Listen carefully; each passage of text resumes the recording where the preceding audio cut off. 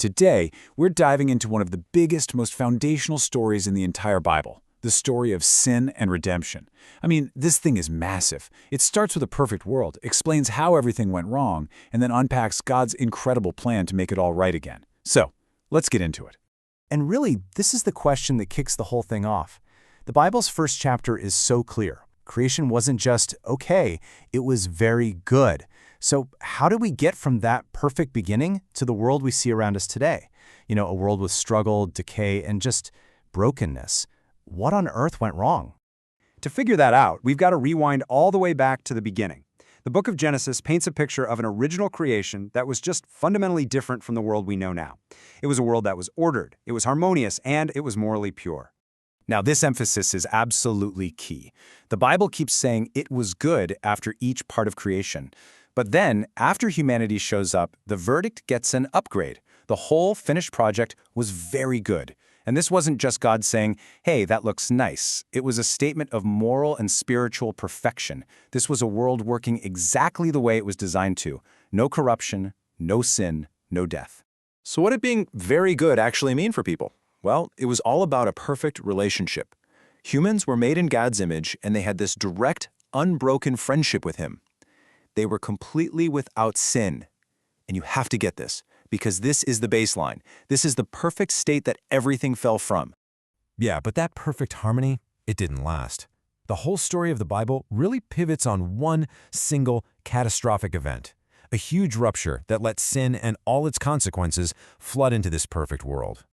And we have to be super clear about what the Bible means by sin. It's not just a little slip-up or a bad habit. It's defined as lawlessness, a deep act of rebellion. It's consciously choosing your own way instead of God's way, basically telling God, I'll be the authority here. So it's not just about what you do. It's a condition of the human heart.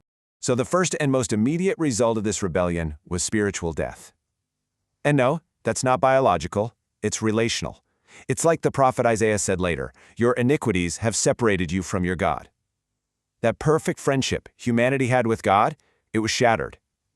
Shame walked onto the scene, and people who were once totally comfortable in God's presence started to hide. And right on the heels of that spiritual separation came physical death. The Apostle Paul puts it this way, sin entered the world through one man, and death through sin.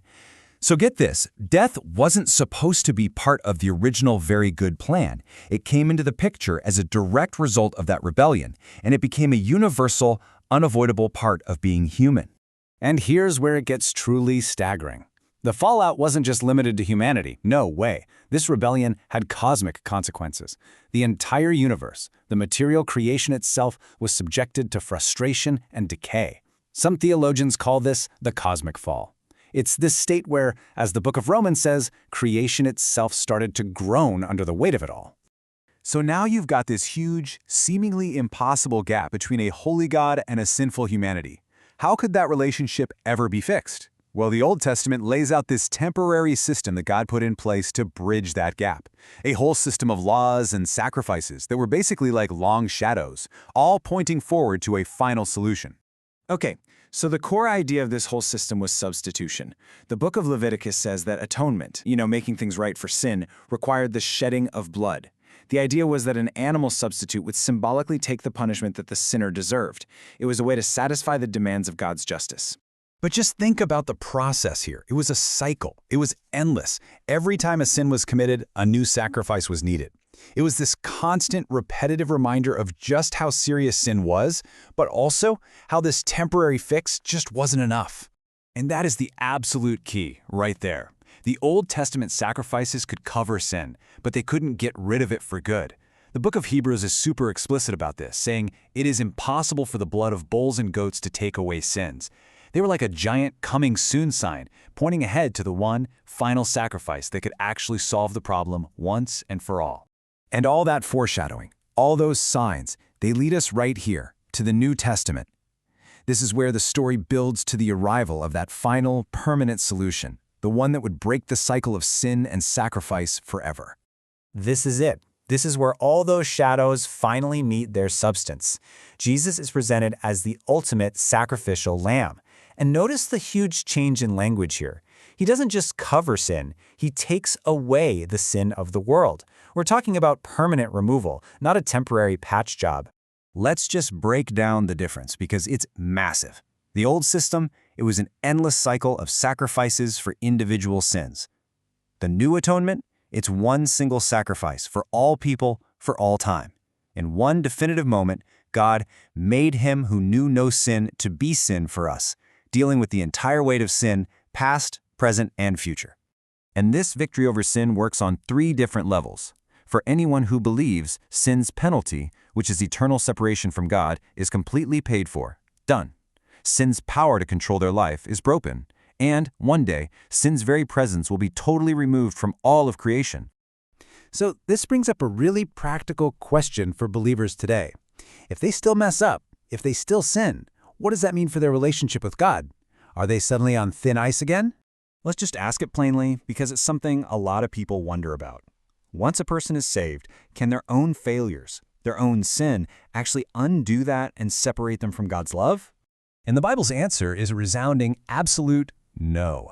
The book of Romans says there is now no condemnation for those who are in Christ Jesus. Why? Because their standing with God is based on Christ's perfect work, not their own. And because of that, nothing, not a single thing, not even their own sin, can break that bond of love. That incredible security brings us to the final chapter of this epic story, the ultimate end of sin itself and the complete restoration of everything that was lost in the beginning. So you can see the whole arc of the story we've been walking through. It kicks off with a very good creation, then moves through the fall when sin enters the picture. Then it finds its ultimate solution in the redemption of Christ, and it all leads to this final, amazing restoration.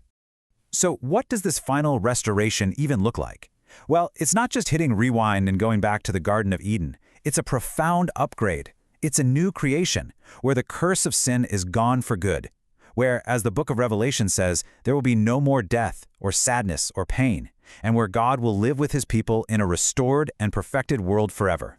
And so the story that started with a broken creation ends with this unbelievable promise from God himself. Behold, I am making all things new. That's the final, definitive word. It's not just a repair of what was broken, but the glorious creation of something entirely new, where sin is finally gone and righteousness reigns forever.